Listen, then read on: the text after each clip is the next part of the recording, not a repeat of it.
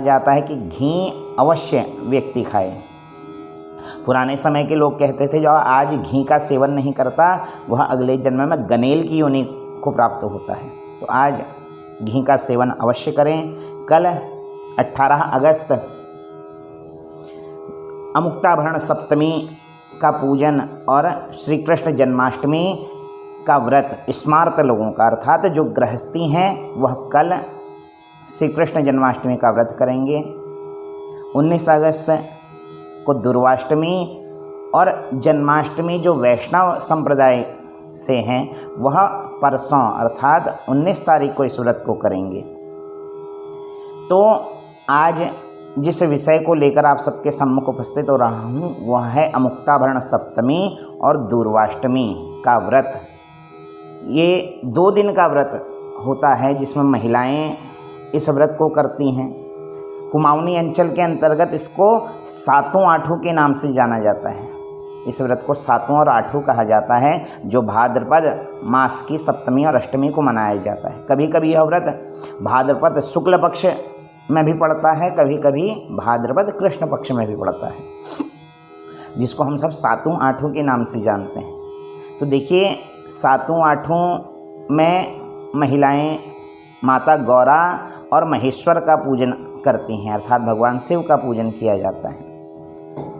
लोक व्यवहार में मान्यता है कि माता शिव जी से रूठकर अपने मायके आ गई थी, तो शिव जी स्वयं माता को मनाने वहाँ पहुँचे।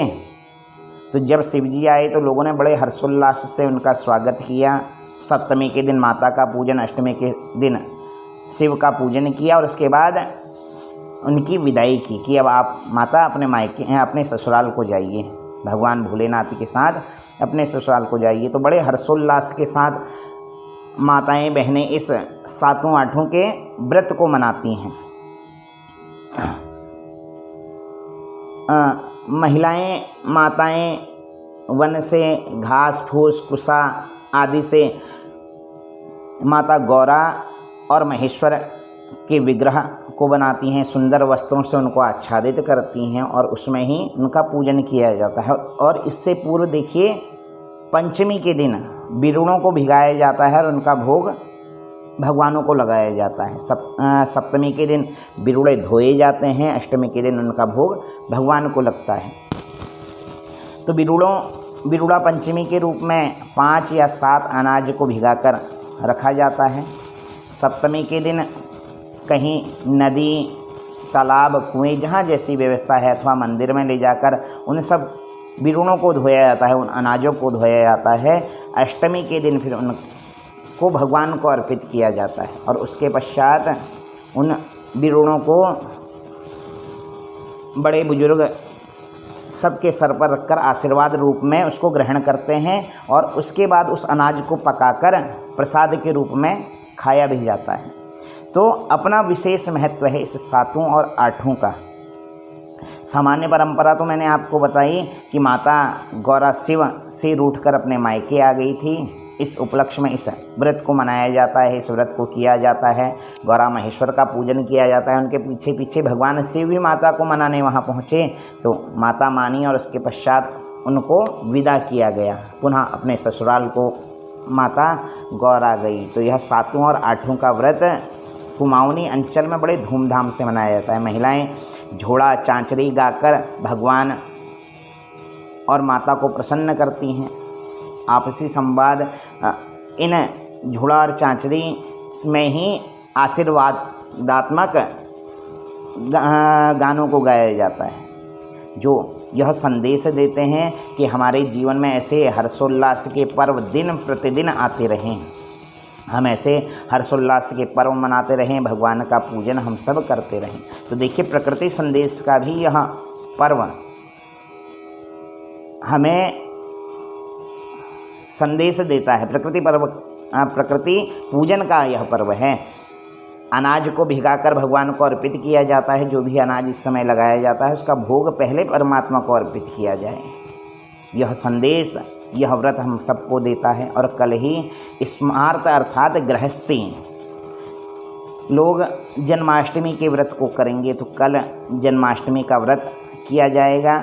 जो वैष्णव संप्रदाय के हैं अर्थात गुरु दीक्षित हैं, गले में कंठी धारण की हुई है, जिन्होंने संन्यास धर्म धारण कर लिया है, वह परसों अर्थात 19 तारीख को इस व्रत को करेंगे। तो इस व्रत को श्रद्धा भाव के साथ माताएं करती हैं। अच्छे स्वास्थ्य, अपने संतान की उन्नति के लिए इस व्रत को किया जाता है। तो आप सब श्रद्धा भाव के साथ इस पर्व को मनाएं। कुमाऊनी अंचल में तो इसका विशेष महत्व है। पहाड़ों में तो अभी भी कई 100 महिलाएं मिलकर एक साथ भगवान का व्रत एवं पूजन करती हैं।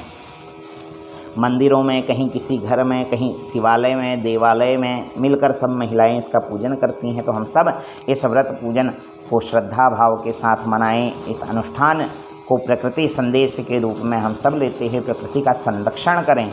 इसी मंगल कामना के साथ आज आप सबको घी संक्रांत की बहुत बहुत बधाइयाँ। कल अमुक्ताभरण सप्तमी और जन्माष्टमी का व्रत, परसों अर्थात 19 तारीख को दूर्वाष्टमी, और जो वैष्णव संप्रदाय के लोग हैं उनका जन्माष्टमी का व्रत किया जाएगा। तो इसी मंगल कामना के साथ आप सबको बहुत बहुत बधाई। आज के वीडियो में इतना ही। पुनः आपके सम्मुख किसी अन्य वीडियो के रूप में उपस्थित होऊंगा। तब तक के लिए आज की राधे राधे। जय श्री राम। हर हर महादेव।